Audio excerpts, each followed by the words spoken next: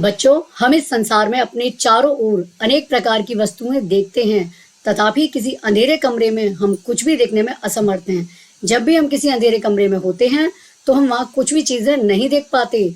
कमरे को प्रकाशित करने पर चीजें दिखलाई देने लगती हैं। तो वह क्या है जो वस्तुओं को दृश्यमान बनाता है? तो बच्चों, दिन के समय सूर्य का प्रकाश, जिसे हम सनलाइट कहते हैं, ये वस्तुओं को देखने में हमारी सहायता करता है। तो आज हम पढ़ेंगे प्रकाश क्या है, इसके गुण और प्रकाश का परावर्तन और अपवर्तन कैसे होता है। बच्चों, मैं सोनाली, आपकी साइंस टीचर, आज आपके लिए कक्षा 10 विषय विज्ञान का अध्याय 10 प्रकाश, परावर्तन तथा अपवर्तन लेकर के आई हूँ। और इसी के साथ स्वागत है आप सभी का आपके अपने YouTube चैनल ई ब्लैक बोर्ड में। तो बच्चों, वीडियो शुरू करने से पहले मैं आपसे रिक्वेस्ट करती हूँ कि वीडियो को एंड तक जरूर देखिए, क्योंकि जब आप इसे एंड तक देखेंगे तभी तो समझेंगे ना।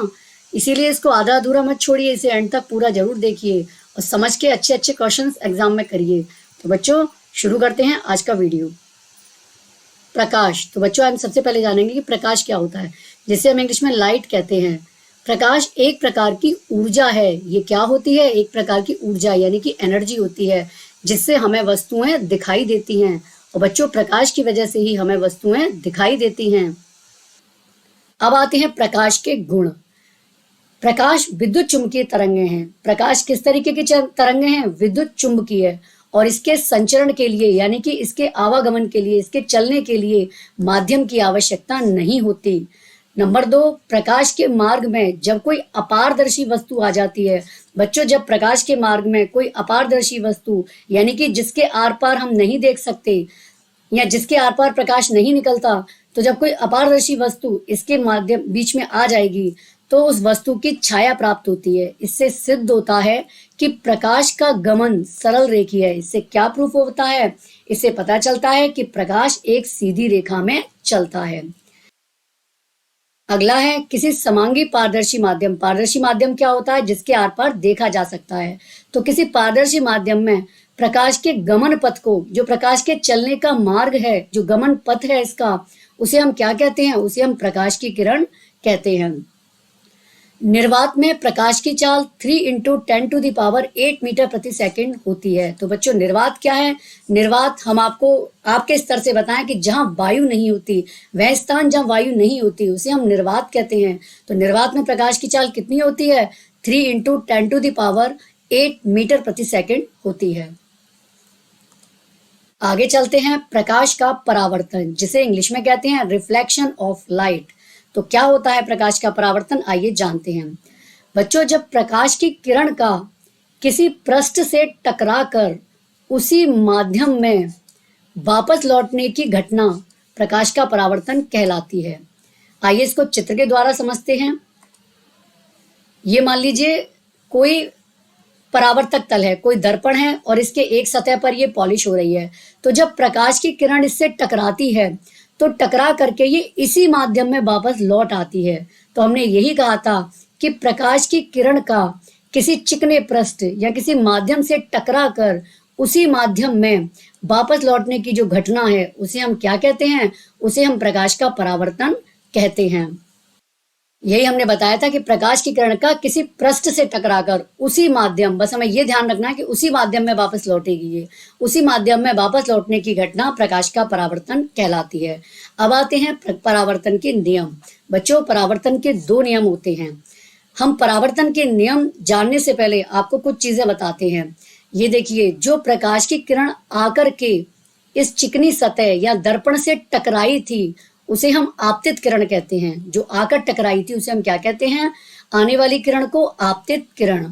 और जो टकरा करके उसी माध्यम में वापस लौटी थी परावर्तन के पश्चात, इसको हम क्या कहते हैं? परावर्तित किरण। और जो ये आपतित किरण आकर के टकराई है, तो जिस आपतन बिंदु पर ये टकराई है, उस आपतन बिंदु पर अगर हम एक लंब खींचें, तो बच्चों, आपतन बिंदु पर खींचा गया लंब अविलंब कहलाता है।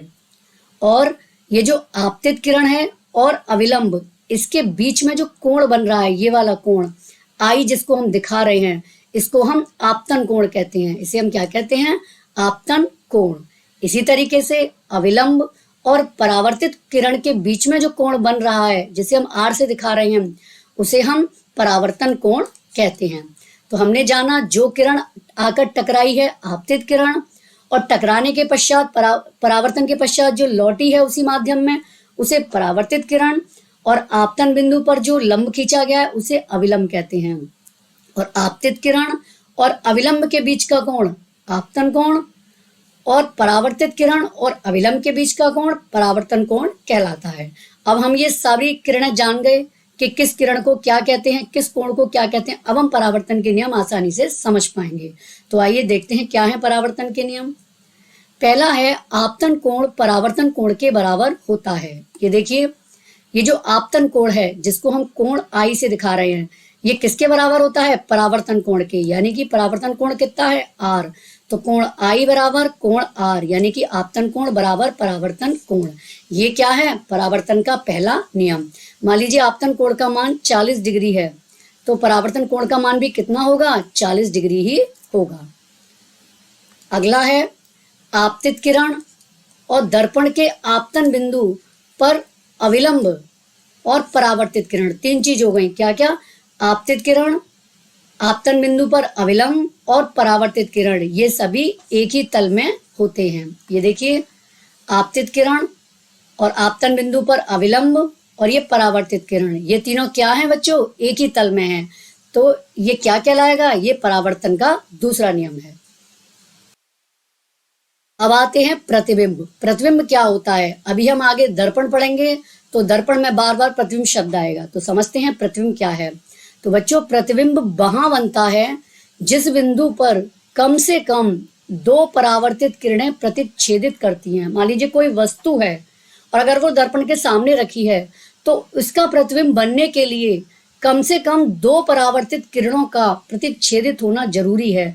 प्रतिच्छेदित मीन्स एक दूसरे को भेदना या एक दूसरे को काटना। तो कम से कम दो परावर्तित किरणें जहां पर प्रतिच्छेदित करती हैं या प्रतिच्छेदित प्रतीत होती हैं, वहां क्या बनता है? वहां वस्तु का प्रतिबिंब बनता है। अब आते हैं प्रतिबिंब के प्रकार। बच्चों, प्रतिबिंब दो प्रकार के होते हैं। नंबर 1 वास्तविक प्रतिबिंब और नंबर 2 आभासी प्रतिबिंब। वास्तविक प्रतिबिंब क्या है? यह तब बनता है जब प्रकाश की किरण वास्तव में प्रतिच्छेदित होती है, मतलब वास्तव में एक दूसरे को काटती हैं जब परावर्तित किरण, तो वहां पर कौन सा प्रतिबिंब बनता है? वास्तविक प्रतिबिंब। और इसको पर्दे पर प्राप्त किया जा सकता है। अगर हम चाहें तो इसे पर्दे पे प्राप्त कर सकते हैं। और बच्चों, ये बात आप रट लीजिए कि वास्तविक प्रतिबिंब जहां भी बनेगा वो हमेशा उल्टा ही बनेगा। वास्तविक प्रतिबिंब हमेशा उल्टा ही बनता है, ये बात आप ध्यान रखिए। अब आगे देखते हैं। अगला है आभासी प्रतिबिंब। यह तब बनता है जब प्रकाश की किरणें प्रतिच्छेदित होती प्रतीत होती हैं। इसमें वास्तव में प्रतिच्छेदित नहीं होती हैं, बल्कि इनको अगर हम पीछे बढ़ाते हैं डॉट डॉट करके, तो ये प्रतिच्छेदित होती प्रतीत होती हैं। तो प्रतीत होती हैं, तो वहां पर कौन सा प्रतिबिंब बनता है? आभासी प्रतिबिंब। इसे पर्दे पर प्राप्त नहीं कर सकते। और आभासी प्रतिबिंब बच्चों हमेशा सीधा बनता है। इस चीज को रट लीजिए, वास्तविक प्रतिबिंब हमेशा उल्टा बनता है और आभासी प्रतिबिंब हमेशा सीधा बनता है। तो इससे संबंधित कोई भी क्वेश्चन आएगा तो अब मैं उम्मीद करती हूँ कि आप गलत नहीं करेंगे। इससे संबंधित क्वेश्चन आभासी प्रतिबिंब क्या होता है या वास्तविक प्रतिबिंब क्या होता है, या फिर इन दोनों के बीच अंतर आ सकता है, या प्रतिबिंब पर संक्षिप्त टिप्पणी आ सकती है। तो इससे संबंधित प्रतिबिंब से संबंधित कोई भी प्रश्न हमारे बच्चे गलत नहीं करेंगे। तो चलिए आइए आगे बढ़ते हैं। अब हम जानते हैं समतल दर्पण, जिसे इंग्लिश में कहते हैं प्लेन मिरर। समतल दर्पण क्या होता है? बच्चों, घर में आप जो अपना चेहरा वेरा देखने के लिए आपके घरों में बड़े बड़े शीशे लगे होते हैं, वो उसमें से मोस्टली कौन से होते हैं? समतल दर्पण होते हैं। इसमें क्या होता है? ये दर्पण है, जैसे इसकी एक सतह पर पॉलिश कर देते हैं और इसकी जो दूसरी चिकनी सतह है उससे हम अपना प्रतिबिंब बनता है। तो ये समतल दर्पण है। तो समतल दर्पण द्वारा जो प्रतिबिंब बनता है उसकी क्या विशेषताएं होती हैं, आइए जानते हैं। समतल दर्पण द्वारा बना प्रतिबिंब सदैव आभासी तथा सीधा बनता है। बच्चों, समतल दर्पण से जो प्रतिबिंब बनता है वो हमेशा कैसा होगा? आभासी। और आभासी होगा तो हमेशा, मैंने पहले ही बताया था, सीधा प्रतिबिंब बनेगा। नेक्स्ट है प्रतिबिंब का जो साइज है वो बिंब यानी कि वस्तु को बिंब कहते हैं, बिंब के साइज के बराबर होता है। आप किसी दर्पण में अपना प्रतिबिंब देखिए तो वो जितना बड़ा आपका साइज है उतने ही साइज का प्रतिबिंब समतल दर्पण के द्वारा बनेगा। अगला है प्रतिबिंब दर्पण के पीछे उतनी ही दूरी पर बनता है जितनी दूरी पर दर्पण के सामने बिंब रखा जाता है। बच्चों, जितनी दूरी पर दर्पण के सामने बिंब या वस्तु उपस्थित होगी, उसका प्रतिबिंब उतनी ही दूरी पर दर्पण के पीछे बनेगा। चौथा है, प्रतिबिंब पार्श्व परिवर्तित होता है। जो समतल दर्पण द्वारा जो प्रतिबिंब बनता है बच्चों, वो कैसा होता है? पार्श्व परिवर्तित। और पार्श्व परिवर्तित का मतलब क्या है? जो हमारा लेफ्ट हैंड है वो प्रतिबिंब का राइट हैंड होता है, और जो हमारा राइट हैंड है वो प्रतिबिंब का लेफ्ट हैंड होता है। अर्थात उसके पार्श्व परिवर्तित हो जाते हैं, यानी कि उसकी साइड बदल जाती हैं। इसको हम क्या कहते हैं? पार्श्व परिवर्तन कहते हैं। ये देखिए हमने लिखा है पार्श्व परिवर्तन। इसमें वस्तु का दायां भाग बायां प्रतीत होता है और बायां भाग दायां प्रतीत होता है। अब आते हैं गोलीय दर्पण। गोलीय दर्पण क्या है? ऐसे दर्पण जिनका परावर्तक पृष्ठ गोलीय होता है। बच्चों, इनका परावर्तक पृष्ठ कैसा होता है? गोलीय। तो ये क्या कहलाते हैं? गोलीय दर्पण कहलाते हैं। और गोलीय दर्पण कैसे होते हैं? ये दो प्रकार के होते हैं, अवतल दर्पण और उत्तल दर्पण। हमने देखा था कि समतल का परावर्तक पृष्ठ कैसा था? समतल। और जो गोलीय दर्पण होते हैं इनका परावर्तक पृष्ठ कैसा होता है? गोलीय होता है। ये देखिए इधर हमने पॉलिश कर दी, और इसका ये वाला ये परावर्तक पृष्ठ है, तो ये गोलीय है। तो ये क्या है? गोलीय दर्पण। ये दो प्रकार के होते हैं, अवतल दर्पण और उत्तल दर्पण। अब आगे चलते हैं अवतल दर्पण, जिसे हम इंग्लिश में कहते हैं कॉनकेव मिरर। क्या होते हैं कॉनकेव मिरर? जिस दर्पण का परावर्तक तल अंदर की ओर दबा हुआ होता है उसे हम अवतल दर्पण कहते हैं। आइए इसको चित्र के द्वारा समझते हैं। ये देखिए, ये एक दर्पण है। बच्चों, ये जो गोलीय दर्पण होते हैं ये मुख्य रूप से गोले से काटे जाते हैं। ये मान लीजिए ये कोई गोला है, ये खोखला गोला है, और इससे जब हम इसे काट के इन दर्पण को बनाते हैं, इनसे काट लेते हैं और इनके किसी एक पृष्ठ पर चांदी वगैरह की पॉलिश कर देते हैं, और जो दूसरा पृष्ठ है इसका वो परावर्तक पृष्ठ की तरह कार्य करता है। उससे परावर्तन होता है और उससे प्रतिबिंब बनते हैं। तो ये जो अवतल दर्पण होता है इसका जो परावर्तक पृष्ठ है ये धसा हुआ होता है। बच्चों, इसके उभरे हुए भाग पर पॉलिश की जाती है, और जो दबा हुआ भाग है वो क्या होता है? इसका परावर्तक पृष्ठ होता है। तो ऐसा दर्पण क्या कहलाता है? अवतल दर्पण कहलाता है। अब अगले आते हैं उत्तल दर्पण पे। उत्तल दर्पण, जिसे हम इंग्लिश में कहते हैं कॉन्वेक्स मिरर। जिस दर्पण का परावर्तक तल बाहर की तरफ उभरा रहता है उसे हम उत्तल दर्पण कहते हैं। ये देखिए इसमें क्या करा है, ये गोले से काटा गया है। इधर की तरफ ये गोला होगा, मान लीजिए कोई गोला है, उससे गोला है ये, उससे ये काटा गया है, और काट करके इसके जो दबा हुआ भाग है उस पर तो पॉलिश कर दी है, और जो उभरा हुआ भाग है ये परावर्तक पृष्ठ की तरह कार्य करता है। ये इसका परावर्तक पृष्ठ है। तो ये क्या कहलाएगा? ऐसा दर्पण। ऐसा दर्पण कहलाता है उत्तल दर्पण। तो अब हम समझ गए, जिस दर्पण का परावर्तक पृष्ठ दबा हुआ होता है वो अवतल दर्पण, और जिस दर्पण का परावर्तक पृष्ठ उभरा होता है उसे हम उत्तल दर्पण कहते हैं। अब आगे चलते हैं गोलीय दर्पण से संबंधित कुछ महत्वपूर्ण पद। अभी हमने दर्पण पढ़े हैं बच्चों, इससे संबंधित कुछ महत्वपूर्ण पदों को हम जानते हैं। इसमें सबसे पहले आता है ध्रुव। ध्रुव को हम इंग्लिश में कहते हैं पोल। गोलीय दर्पण के परावर्तक पृष्ठ के केंद्र को दर्पण का ध्रुव कहते हैं। जो गोलीय दर्पण है, जैसे मान लीजिए दर्पण है, इसका जो परावर्तक पृष्ठ है, मान लीजिए हमने इस पे पॉलिश कर दी है, और ये इसका अंदर वाला ये परावर्तक पृष्ठ है इसका। ये कौन सा दर्पण है? ये अवतल दर्पण है। तो गोलीय दर्पण के परावर्तक पृष्ठ के केंद्र को, इसका जो परावर्तक पृष्ठ का जो केंद्र है यानी मध्य का बिंदु है ये वाला, ये केंद्र, तो इसको हम क्या कहेंगे? ध्रुव कहते हैं। और ध्रुव को हम किससे दिखाते हैं? इसको पी अक्षर से दिखाते हैं। ये दर्पण के पृष्ठ पर स्थित होता है, और ध्रुव को प्रायः पी अक्षर से निरूपित करते हैं। ये देखिए चित्र में दिखाते हैं, ये अवतल दर्पण है, और ये इसका परावर्तक पृष्ठ का मध्य बिंदु है जिसको हम ध्रुव कहते हैं, और इसको हम पी से दिखाते हैं। अगली परिभाषा है वक्रता केंद्र, जिसे इंग्लिश में कहते हैं सेंटर ऑफ कर्वेचर। तो गोलीय दर्पण का परावर्तक पृष्ठ एक गोले का भाग है। बच्चों, ये तो हम पहले ही जान चुके हैं कि दो गोलीय दर्पण जो होते हैं उनका निर्माण हमने गोले से किया है। तो इसका जो परावर्तक पृष्ठ है वो गोले का ही भाग है। अब इस गोले का जो केंद्र है, अब गोले का कोई ना कोई केंद्र तो अवश्य होगा, तो जिस गोले से ये काटे गए हैं उसका जो केंद्र है वो गोलीय दर्पण का वक्रता केंद्र कहलाता है। और इसको हम किससे निरूपित करते हैं? इसको हम सी से निरूपित करते हैं। ये देखिए चित्र के द्वारा इसको, ये दर्पण है और ये मान लीजिए इस वाले गोले से ये काटा गया है।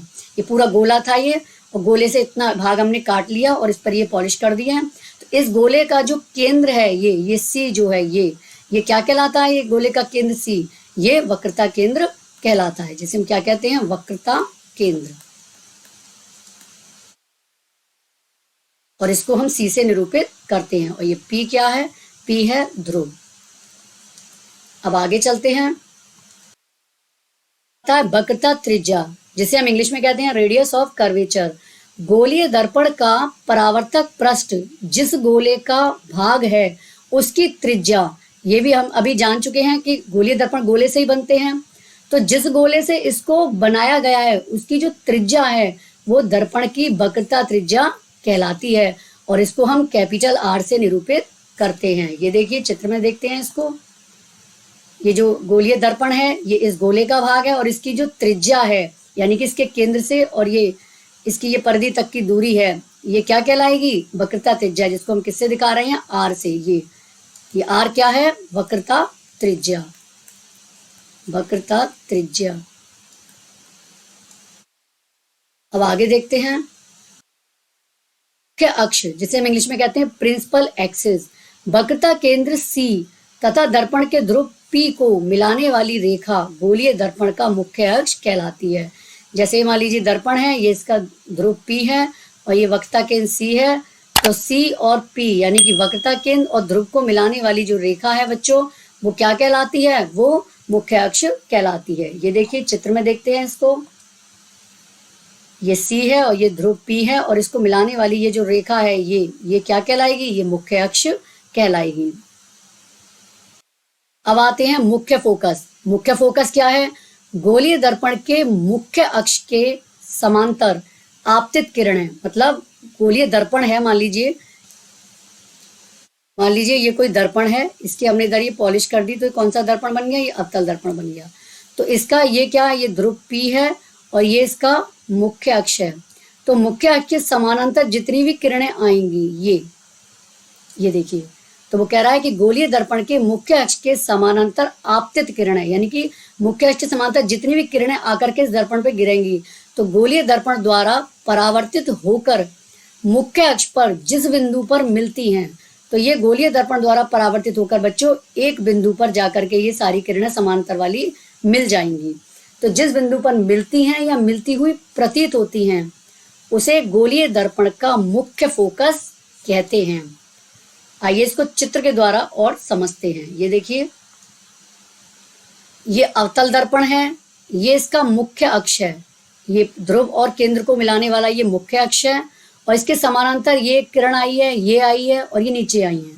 तो जितनी भी मुख्य अक्ष के समानांतर किरणें आई हैं ये दर्पण से परावर्तित होकर के एक बिंदु पर मिलेंगी, और जिस बिंदु पर मिलती हैं ये, उस बिंदु को हम फोकस कहते हैं, और इसको हम कैपिटल एफ से निरूपित करते हैं। तो कैपिटल एफ को हम क्या कहते हैं? मुख्य फोकस।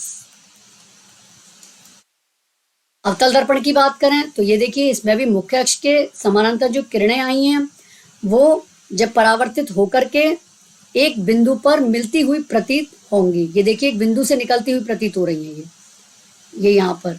तो जिस बिंदु पर मिलती हुई प्रतीत होंगी उस बिंदु को हम मुख्य फोकस कहते हैं।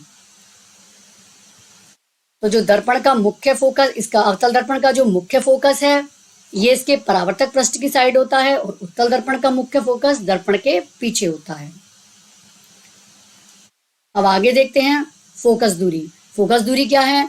गोलीय दर्पण के ध्रुव P तथा मुख्य फोकस F के जो बीच की दूरी है वो फोकस दूरी कहलाती है। यानी कि जो किरणें मिली थी मुख्य फोकस पे और ध्रुव P, ये P और ये F, कैपिटल F के जो बीच की दूरी है ये क्या कहलाएगी? ये फोकस दूरी कहलाती है, और इसको हम स्मॉल f द्वारा प्रदर्शित करते हैं। मुख्य फोकस को कैपिटल F द्वारा और फोकस दूरी को स्मॉल f के द्वारा प्रदर्शित करते हैं। ये देखिए, तो ये देखिए, ये ध्रुव P और फोकस F के बीच की दूरी ये फोकस दूरी कहलाती है, और इसको हम स्मॉल f से प्रदर्शित करते हैं। अब आगे चलते हैं। द्वारक, जिसे हम एपर्चर कहते हैं। गोलीय दर्पण का परावर्तक पृष्ठ अधिकांशतः गोलीय ही होता है। बच्चों, जो गोलीय दर्पण होता है उसका परावर्तक पृष्ठ तो गोलीय ही होता है, ये तो हम जान ही चुके हैं। और इस पृष्ठ की एक वृत्ताकार सीमा रेखा होती है, और इसकी क्या होती है, एक वृत्ताकार वृत्त जैसी सीमा रेखा होती है। तो गोलीय दर्पण के परावर्तक पृष्ठ की इस सीमा रेखा का व्यास दर्पण का द्वारा कहलाता है। इसका जो सीमा रेखा का जो व्यास होता है वो क्या कहलाता है, दर्पण का द्वारा कहलाता है, जिसे हम इंग्लिश में अपर्चर कहते हैं। तो बच्चों, ये हमने देखा गोलीय दर्पण से संबंधित कुछ महत्वपूर्ण पद। इस पर क्वेश्चंस भी खूब बनते हैं। मुख्य फोकस क्या है, फोकस दूरी क्या है, ध्रुव किसे कहते हैं, या फिर वक्रता त्रिज्या क्या है। इससे संबंधित छोटे छोटे प्रश्न बनते हैं, जो मैं उम्मीद करती हूँ कि इस वीडियो को देखने के बाद हमारे बच्चों का बिल्कुल भी गलत नहीं होगा। अब आगे चलते हैं नेक्स्ट टॉपिक पे। गोलीय दर्पण की वक्रता त्रिज्या r तथा फोकस दूरी f के बीच संबंध। गोलीय दर्पण की वक्रता त्रिज्या r और फोकस दूरी f के बीच क्या संबंध होता है, आइए जानते हैं। छोटे द्वारक के गोलीय दर्पणों के लिए, हम इसके लिए छोटे द्वारक का गोलीय दर्पण अगर लेते हैं तो वक्रता त्रिज्या r जो होती है वो फोकस दूरी f से दुगनी होती है। बच्चों, वक्रता त्रिज्या r हमेशा फोकस दूरी की डबल होती है, और इसको हम ऐसे भी दिखा सकते हैं कि capital R is equal to 2f द्वारा व्यक्त कर सकते हैं, या फिर ऐसे भी लिख सकते हैं कि f इजिकल टू r/2, यानी कि फोकस दूरी वक्रता त्रिज्या की आधी होती है। हम इसको इस तरीके से इस रिलेशन को दिखा सकते हैं। इससे संबंधित कोई न्यूमेरिकल भी आ सकता है तो भी आप सॉल्व कर लेंगे, और या फिर इस पे ये शॉर्ट नोट भी आ सकता है, या फिर एक नंबर में ये पूछा जा सकता है कि वक्रता त्रिज्या r तथा फोकस दूरी f के बीच में क्या संबंध है। अब आगे आते हैं गोलीय दर्पण द्वारा प्रतिबिंब बनाने के नियम। तो बच्चों, हम देखेंगे कि गोलीय दर्पण द्वारा प्रतिबिंब किस तरीके से बनते हैं, लेकिन प्रतिबिंब बनाने से पहले हम जानेंगे कि प्रतिबिंब के नियम क्या हैं, किन नियमों को हम फॉलो करेंगे कि जो प्रतिबिंब हमारा एकदम ठीक बनेगा। तो इसके लिए हमें कई सिचुएशंस देखनी पड़ेंगी। सबसे पहला है कि जो किरण, ये देखिए ये अवतल दर्पण है, ये अवतल दर्पण का ध्रुव P है, और ये C क्या है, वक्रता केंद्र, और F क्या है, फोकस। ये तो अभी हम सब पीछे जान के ही आए हैं। तो सबसे पहला नियम है नंबर 1 पर कि जो किरण मुख्य अक्ष के समानांतर आएगी, जो किरण मुख्य अक्ष के समानांतर आकर के दर्पण पे आपतित होगी, वो परावर्तन के पश्चात हमेशा फोकस से होके जाएगी, इस तरीके से। तो ये पहला नियम है कि जो किरण मुख्य अक्ष के समानांतर आएगी वो परावर्तन के पश्चात मुख्य फोकस से होकर के जाएगी। उत्तल दर्पण में देखें तो ये देखिए ये मुख्य अक्ष के समानांतर आई है, और ये समानांतर आने के बाद में ये फोकस से जाती हुई प्रतीत हो रही है। इधर से परावर्तित होकर हो गई, जब इसको पीछे बढ़ाएंगे तो ये फोकस से ही निकलती हुई प्रतीत होगी। अगला है इसका नियम कि जो किरण फोकस से होकर के आपतित होगी वो परावर्तन के पश्चात मुख्य अक्ष के समानांतर हो जाएगी। ये देखिए ये किरण यहाँ फोकस से होके आई है और ये मुख्य अक्ष के समानांतर इस तरीके से हो गई है। तो अगर उत्तल दर्पण की बात करें तो इसमें भी देखिए जो फोकस से होकर फोकस पे आई है वो परावर्तन के पश्चात मुख्य अक्ष के समानांतर हो गई है। तो ये हमें ध्यान रखना है कि जो किरण मुख्य अक्ष के समानांतर आई है वो फोकस से होकर जाएगी, और जो फोकस से होकर आपतित हुई है वो परावर्तन के पश्चात मुख्य अक्ष के समानांतर हो जाएगी। इसका तीसरा नियम है प्रतिबिंब बनाने के लिए कि जो किरण इसके वक्रता केंद्र से होकर के आपतित होती है वो परावर्तन के पश्चात वक्रता केंद्र से ही होकर के वापस लौट जाती है। ये देखिए सी से होकर के आपतित हुई है, सी क्या है, वक्रता केंद्र, और परावर्तन के पश्चात सी से होकर ही वापस लौट जाएगी। यही अवतल दर्पण में है, आकर के यहाँ आपतित हुई है, इसको पीछे बढ़ाएंगे तो ये सी पर जाकर के आपतित होगी, और फिर ये यहाँ से परावर्तन के पश्चात यहीं से लौट जाएगी। चौथा और अंतिम नियम है कि जो किरण एक कोण बनाती हुई इस तरीके से आपतित होगी ध्रुव पर, तो ये उतना ही कोण बनाती हुई परावर्तित हो जाएगी। ये देखिए ये इसने आई कोण बनाती हुई आपतित हुई है तिरछी, तो ये तिरछी ही उतना ही कोण बनाते हुए परावर्तित हो जाएगी। इसी तरीके से अवतल दर्पण में है। तो ये हमने प्रतिबिंब बनने के 4 नियम जाने। अब इन चारों नियमों को हम फॉलो करते हुए एक एक प्रतिबिंब देखेंगे कि किस तरीके से दर्पण के द्वारा प्रतिबिंब बनता है। तो सबसे पहले देखते हैं अवतल दर्पण द्वारा प्रतिबिंब का बनना। सबसे पहले हम देखते हैं अवतल दर्पण द्वारा प्रतिबिंब किस तरीके से बनता है। तो बच्चों, किसी अवतल दर्पण द्वारा बिंब की विभिन्न परिस्थितियों के लिए, मतलब बिंब यानी वस्तु की विभिन्न परिस्थितियों मीन्स वस्तु को हम अनंत से लेकर के और ध्रुव तक भिन्न भिन्न स्थितियों में जब हम रखते हैं तो इसका जो प्रतिबिंब बनता है उसको हम किरण आरेख के द्वारा दर्शाएंगे कि किस तरीके से किरण आरेख के द्वारा वो कहाँ कहाँ किन किन स्थितियों में बनता है और किस प्रकार बनता है। तो आइए एक एक करके इसको समझते हैं।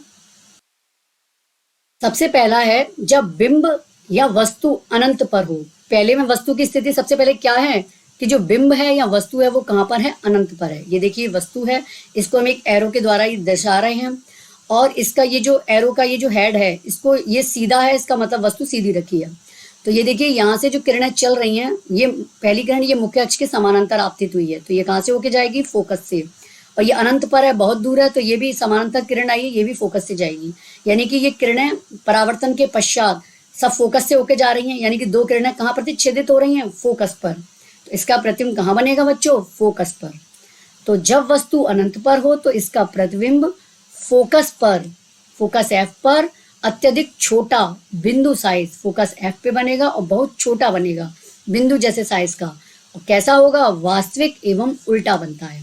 प्रतिबिंब कैसा बनेगा, वास्तविक बनेगा। और वास्तविक प्रतिबिंब हमेशा कैसा होता है, उल्टा होता है। यानी कि वस्तु अगर इस तरीके से, इसका हेड अगर ऊपर की तरफ है तो जो प्रतिबिंब बनेगा वो इस तरीके से उल्टे प्रतिबिंब को हम इस तरीके से शो करेंगे कि जिसका ये जो हेड है वो नीचे की साइड शो होगा। यानी कि उल्टा प्रतिबिंब वस्तु के सापेक्ष उल्टा ये होगा।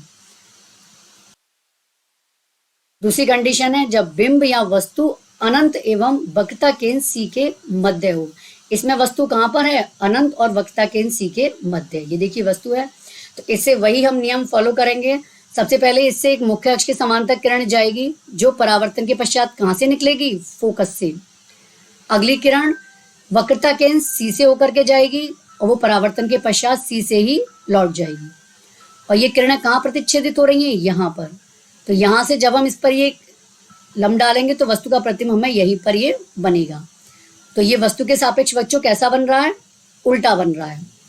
तो जब वस्तु अनंत एवं वक्रता केंद्र सी के मध्य हो तो प्रतिबिंब कहाँ बनता है, फोकस एफ तथा वक्रता केंद्र सी के बीच। तो कहाँ बनता है, फोकस एफ और वक्रता केंद्र सी के बीच में ये बनता है। कैसा बनेगा, वस्तु से छोटा। ये देखिए हमें दिख ही रहा है वस्तु के सापेक्ष छोटा है और वास्तविक तथा उल्टा बनता है। और कैसा बनता है, वास्तविक बनता है। वास्तविक होगा तो उल्टा होगा, जो हमें दिख भी रहा है कि वस्तु से छोटा, वास्तविक और उल्टा। और इसकी स्थिति भी हमें दिख रही है कि वक्रता केंद्र सी और एफ के बीच में ये बन रहा है। अवतल दर्पण के द्वारा जो मोस्टली बच्चों सारे प्रतिबिंब बनते हैं वो सभी वास्तविक और उल्टे ही बनेंगे, सिर्फ एक प्रतिबिंब को छोड़ के। और वो किस स्थिति में बनेगा वो हम आगे आपसे डिस्कस करेंगे। आइए देखते हैं आगे तीसरी कंडीशन। जब बिंब या वस्तु वक्रता केंद्र सी पर हो। इसके लिए कंडीशन क्या है कि बिंब या वस्तु कहाँ पर हो, वक्रता केंद्र सी पर। तब क्या होगा, ये देखिए ये मुख्य अक्ष के समांतर किरण चली है, ये परावर्तन के पश्चात फोकस से जाएगी और अब सी पर तो ये खुद ही मौजूद है, तो फिर इससे एक किरण कहाँ से जा सकती है, एक फोकस से जा सकती है। जो फोकस से जा रही है वो परावर्तन के पश्चात मुख्य अक्ष के समानांतर हो जाएगी। तो जो समानांतर थी वो फोकस से चली गई, जो फोकस से समानांतर चली गई। और इन किरणों को जब हम इधर बढ़ाएंगे तो ये प्रतिच्छेद होकर इसका प्रतिबिंब कहाँ बनेगा, यहाँ पर सी पर ही। जैसा कि हमें इससे भी दिख रहा है कि ये प्रतिबिंब सी पर ही बनेगा। और ये भी दिख रहा है कि वस्तु के बराबर का ही लग रहा है और वस्तु के सापेक्ष उल्टा है, उल्टा है तो वास्तविक है। तो यानी कि जब वस्तु वक्रता केंद्र सी पर हो तब प्रतिबिंब वक्रता केंद्र सी पर ही समान साइज का तथा वास्तविक व उल्टा बनता है। अब आगे देखते हैं नेक्स्ट कंडीशन। अगली है वक्रता केंद्र सी तथा फोकस एफ के बीच हो जब वस्तु, तब कहाँ बनेगा। तो ये देखिए इसमें वस्तु कहाँ पर है, सी और एफ के बीच ये वस्तु है। अब इससे कहाँ कहाँ से किरणें संभावित जा सकती हैं, एक तो ये जाएगी मुख्य अक्ष के समानांतर जो कि परावर्तन के पश्चात फोकस से निकलेगी। और अगली ये देखिए इसके यहाँ से ये होती हुई वक्रता केंद्र सी से जाएगी, वो परावर्तन के पश्चात सी से ही वापस लौट जाएगी। जब हम किरणों को इस साइड बढ़ाएंगे तो यहाँ पर ये मिल जाएंगी, इसका प्रतिबिंब यहाँ पर बनेगा। तो वक्रता केंद्र सी तथा फोकस एफ के बीच जब वस्तु होगी तब प्रतिबिंब सी से परे यानी कि सी से बाहर की साइड बनेगा। और कैसा दिख रहा है, बड़ा, वास्तविक तथा उल्टा बनता है। वस्तु के सापेक्ष बड़ा है और ये वस्तु के सापेक्ष वास्तविक और उल्टा है। जब बिंब या वस्तु फोकस पर हो। अब बच्चों अब देखते हैं अगली कंडीशन। इसमें वस्तु कहाँ पर है, फोकस पर। तो ये देखिए, ये मुख्य अक्ष समांतर किरण जाएगी, वो फोकस से निकलेगी, और एक ये जो वक्रता केंद्र सी से होती हुई आपतित हुई है, ये सी से ही वापस चली जाएगी। और इन किरणों को हम जब इस साइड बढ़ाएंगे तो ये कहीं भी मिलती हुई प्रतीत नहीं हो रही है, समानांतर ही दिख रही हैं, जो शायद कहीं भी यहाँ पर मिलती हुई प्रतीत नहीं हो रही। तो ये कहीं अगर मिलेंगी तो अनंत पे मिलेंगी। तो जब वस्तु फोकस पर है तो प्रतिबिंब कहाँ बनेगा? अनंत पर। और कैसा होगा? अत्यधिक विवर्धित, वास्तविक तथा उल्टा बनेगा। बनेगा तो वास्तविक और उल्टा ही, लेकिन कहाँ बनेगा? अनंत पर। तो जब वस्तु फोकस पर होगी तो प्रतिबिंब अनंत पर बना है, और जब वस्तु अनंत पे थी तो प्रतिबिंब कहाँ बना था? फोकस पर। तो ये एक दूसरे के बिल्कुल अपोजिट बना है। अगली कंडीशन है, जब बिंब या वस्तु ध्रुव P तथा फोकस F के बीच हो। तो बच्चों देखिए, यहाँ पर वस्तु कहाँ पर है? फोकस F और ध्रुव P के बीच में है। तो इससे जो एक किरण ये एक कोण बनाती हुई आपतित हुई है, ये उतना ही कोण बनाती हुई परावर्तित हो जाएगी, और एक जो इसके वक्रता केंद्र सी से होती हुई आपतित हुई है, वो उसी से होकर लौट जाएगी। तो ये किरणें वास्तव में तो कहीं आपस में प्रतिच्छेदित नहीं हो रही हैं, लेकिन यहाँ तो बल्कि फैलती हुई दिख रही हैं। तो जब हम इनको इस साइड दर्पण के पीछे की साइड डैश डैश करके डॉट डॉट करके बढ़ाएंगे इसको हम, तो यहाँ पर ये मिलती हुई प्रतीत होंगी। तो यहाँ पर ही इसका प्रतिबिंब बनेगा। तो जब वस्तु F और P के बीच होती है तो प्रतिबिंब दर्पण के पीछे बनता है। प्रतिबिंब कहाँ बनता है? दर्पण के पीछे, वस्तु से बड़ा और आभासी तथा सीधा। बच्चों यही एक कंडीशन है जहाँ अवतल दर्पण द्वारा जो बना प्रतिबिंब है वो आभासी और सीधा बना है। बाकी हर कंडीशन में प्रतिबिंब हमेशा वास्तविक और उल्टा बना है। सिर्फ एक कंडीशन, जब वस्तु ध्रुव P और फोकस F के बीच है तब प्रतिबिंब आभासी, सीधा और दर्पण के पीछे बना है। तो ये एक स्पेशल कंडीशन है इसकी। तो बच्चों ये हमने जाने कि किस तरीके से अवतल दर्पण के द्वारा विभिन्न स्थितियों में वस्तु को रखने पर उसके प्रतिबिंब कहाँ कहाँ और किस प्रकार के बनते हैं, और उम्मीद करती हूँ कि ये आपको अच्छे से समझ में आए होंगे। तो आप इन प्रतिबिंब को बना बना के देखिए, आपको रटने की भी जरूरत नहीं है। अगर आप इनके बनने के एक बार आपने नियम समझ लिए, और आपको रटने की भी जरूरत नहीं है प्रतिबिंब कहाँ बना है, आप खुद से भी इसको जल्दी से बना करके देख सकते हैं। तो आज का वीडियो मैं यहीं पर रोकती हूँ। और कैसा लगा बच्चों आपको वीडियो? उम्मीद करती हूँ कि वीडियो पसंद आया होगा, और अगर आपको वास्तव में अच्छा लगा है तो प्लीज़ वीडियो को लाइक कीजिए, अपने फ्रेंड्स के भी शेयर कीजिए, और मेरे इस यूट्यूब चैनल को सब्सक्राइब कीजिए। तो मिलते हैं नेक्स्ट वीडियो में इससे आगे के नेक्स्ट टॉपिक के साथ। जब तक के लिए बहुत बहुत धन्यवाद। जब तक आप पढ़ते रहिए, आगे बढ़ते रहिए। Good bye.